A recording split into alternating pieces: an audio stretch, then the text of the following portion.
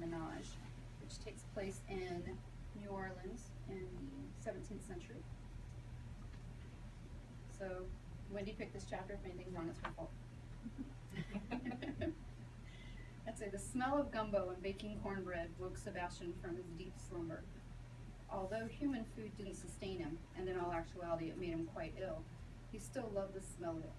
His senses were so keen that he could literally pick it apart and tell what ingredients were in each dish. He wandered down to the kitchen, where he found Monique ladling a bowl full for herself. Bonsoir, Sebastian. Would you like some? She gestured towards the boiling pot. Bonsoir, Monique.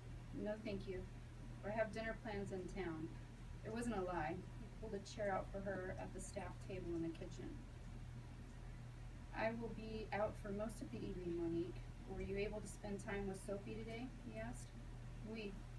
She showed me where everything is and made this wonderful gumbo and cornbread before she left. Excellent. Sophie is Creole and an exemplary chef. If you can meet with her each morning before you retire, she'll do the same for you each evening to ensure things run smoothly. I'll freshen your bed chamber while you're out this evening. Thank you, Monique. I'll see you when I return. Many nights, Sebastian wandered the cemeteries. He liked reading the headstones, imagining the lives lived by those lying beneath it. He didn't pity them by any means. It was actually quite the opposite, as he only pitied the living. Oftentimes, he wondered what his life would have been like had he not been turned, but always came to the conclusion he probably would have been killed by an angry husband. Tonight, as he wandered through the cemetery, he came across a woman grieving beside a freshly dug grave. He watched from behind the trees, fascinated by her mourning. She was dressed in black with a wadded-up handkerchief in one hand, occasionally dabbing her eyes with it. He wasn't sure what was drawing him to her, whether it was her grief or her young beauty, but he couldn't deny there was something there. He moved closer to read the headstone. William David Mitchell, born 23rd October 1847, died 26th of May 1879. Loving husband, now in God's capable hands. The age struck Sebastian hardest, only 32, so young to have passed on, but nothing was stated about him being a father, so he left no one to carry on his legacy. Sebastian wondered how the man had died, so he decided to approach who he assumed was the grieving widow. Bonsoir, madame. I don't mean to disturb you. I'm sorry for your loss. He was so young. Can I offer you any assistance? He asked. Bonsoir, she said. Thank you for your kind words. My husband died suddenly in his sleep. He was always ill, but was so loving and kind. The doctors think it was his heart, but no, I'm alone, as we were never blessed with children, she told him. He extended his hand.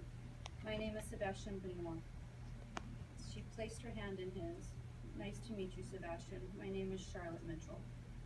He brushed his lips across the top of her hand, sending shivers through her. The pleasure is all mine, Charlotte.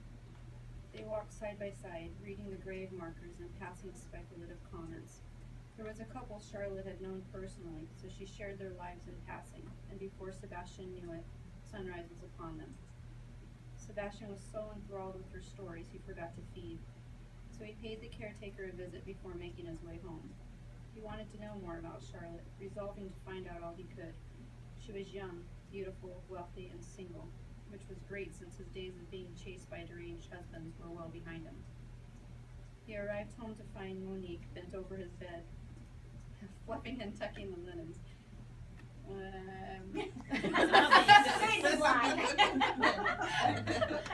kids left the room, right? Okay. Fluffing and tucking the linens. Once his caught wind of her was on, and there wasn't a snowball's chance in hell he wouldn't be burying his rod deep inside her. Sorry. Monique never heard his approach. He snuck up from behind, breathing her scent in. Sebastian would forever assimilate her aroma to that of baking bread, a smell very near and dear to his heart. Bonsoir, Monique, he whispered. She jumped so fast, he had to grab her arm to keep her grounded. Monique clutched her chest where her furiously pounding heartbeat, or her heart was furiously pounding. Sorry. Oh, merde, Sebastian, you scared me half to death.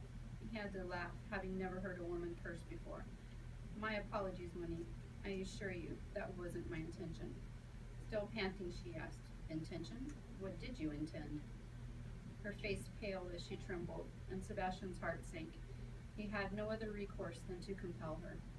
He cupped her face in his hands. Monique, I'll never hurt you. Please don't fear me. Absently she nodded. Having not taken care of his primal needs, passion overcame him as he devoured her mouth with his.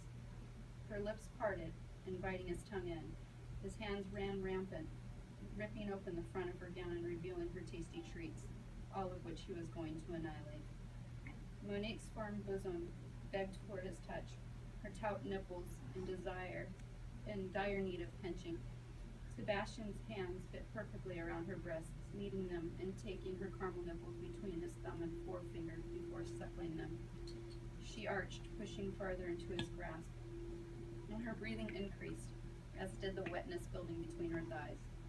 His hand found its way down, spreading her legs before a rogue finger found its way in. Sorry. I'm almost done with the chapter. She was silky smooth, her ebony bush glistening in her juices. He trolled his finger inside her, and she moaned as he slid another in. Much to his surprise, he met with no barrier.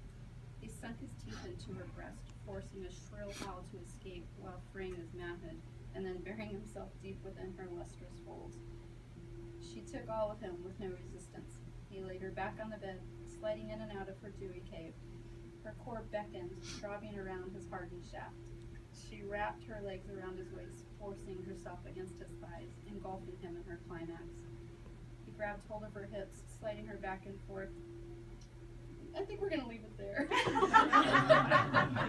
Are you blushing, Tammy? I am actually blushing and I don't blush.